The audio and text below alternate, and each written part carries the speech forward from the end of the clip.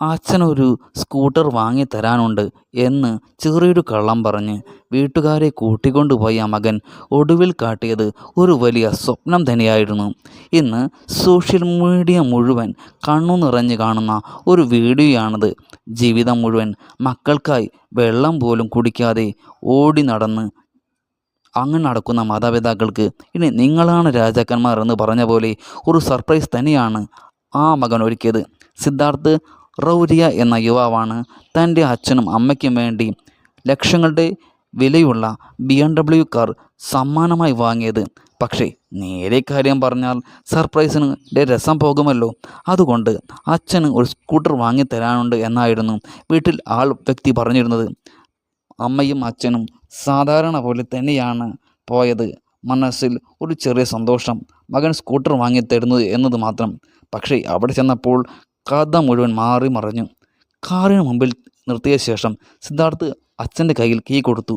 ഈ ബട്ടൺ ഒന്ന് അമർത്തി നോക്കൂ എന്ന് പറഞ്ഞു. അച്ഛൻ അമർത്തിയതും മുന്നിൽ നിന്നിരുന്ന BMW ലൈറ്റുകൾ തെളിഞ്ഞു. ആദ്യം അമ്മ പറഞ്ഞത് അയ്യോ ഇത് സ്കൂട്ടറിൻ്റെ കീ അല്ലേ എന്നായിരുന്നു. കുറച്ച് നിമിഷം ആരും ഒന്നും മനസ്സിലാക്കിയില്ല. പിന്നെയായിരുന്നു സത്യങ്ങൾ പിടികിട്ടിയത്. ആ തിളങ്ങുന്ന ആഡംബരക്കാർ ഇവർക്കുള്ള സമ്മാനമാണെന്ന്.